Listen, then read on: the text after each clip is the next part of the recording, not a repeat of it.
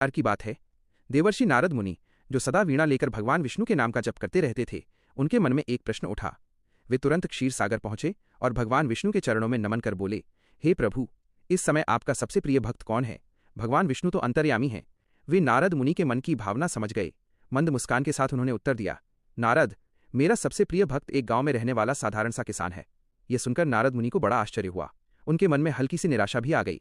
उन्होंने फिर पूछा, हे प्रभु, मैं तो दिन रात आपका नाम जपता हूँ, आपके गुण गाता हूँ, फिर भी मैं आपका सबसे प्रिय भक्त क्यों नहीं? भगवान विष्णु ने शांत स्वर में कहा, इस प्रश्न का उत्तर तुम स्वयं खोजो। जाओ, एक दिन उस किसान के घर रहो और उसके जीवन को देखो, फिर आकर मुझे बताना। अगले ही दिन तड़के भोर में अंधेरे में ही नारद मुनि उस किसान के घर पहुंच गए। उन्होंने देखा किसान नींद से उठ चुका था। सबसे पहले उसने अपने पशुओं को चारा पानी दिया, फिर हाथ मुंह धोकर अपने दैनिक कार्यों से निवृत्त हुआ। इसके बाद उसने थोड़ी देर भगवान विष्णु का नाम लिया, सिर झुकाकर मन ही मन प्रार्थना की और रूखी सूखी रोटी खाकर खेतों की ओर चल पड़ा। पूरा दिन वो किसान खेतों में कड़ी मेहनत करता रहा, हल चलाया, फसल की देखभाल की, पसीने से तर हो गया। शाम को घर लौटकर उसने फिर पशुओं को बांधा, उन्हें चारा पानी दिया, हाथ पांव धोए, कुल्ला किया और कुछ समय भगवान का स्मरण किया। फिर परिवार के साथ बैठकर सादा भोजन किया, बच्चों से 2 बातें की और थका हारा सो गया। ये सब देखकर नारद मुनि के मन में प्रश्न और गहरा हो गया। अगले दिन वे भगवान विष्णु के पास लौटे और बोले, हे भगवान, मैं पूरे दिन उस किसान के साथ रहा, वो तो ढंग से आपका नाम भी नहीं लेता, बस थोड़ी देर सुबह और थोड़ी देर शाम, वो भी जल्दी जल्दी, और मैं तो 24 घंटे आपका ही जप करता हूँ, फिर भी क्या वही आपका सबसे प्रिय भक्त है? भगवान विष्णु ने गंभीर स्वर में कहा, नारद, इसका उत्तर भी तुम्हें स्वयं ही देना होगा।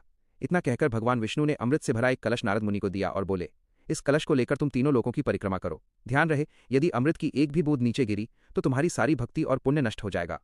नारद मुनि बहुत सावधानी से तीनों लोकों की परिक्रमा करने लगे। उनका पूरा ध्यान केवल उस कलश पर था, कहीं हाथ न कांप जाए, कहीं एक बूंद भी न गिर जाए।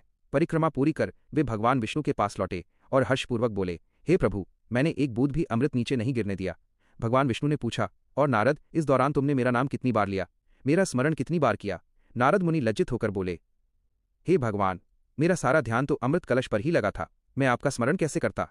तब भगवान विष्णु ने करुण भाव से कहा, हे नारद, अब समझो, वह किसान अपने कर्म करता हुआ भी नियम पूर्वक मेरा स्मरण करता है, और तुम दिन भर खाली बैठकर जप करते हो।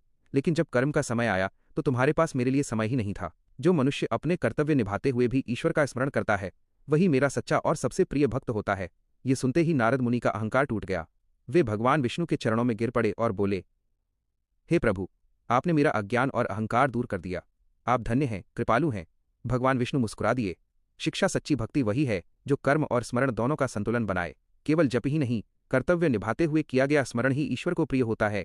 अगर ये कहानी आपको अच्छी लगी हो तो लाइक करें, सब्सक्राइब, फॉलो करें और कमेंट में बताइए कि आपको इस कहानी से क्या सीख मिली। ऐसी ही प्रेरणादायक धार्मिक और नैतिक कहानियों के लिए हमारे साथ जुड़े रहें।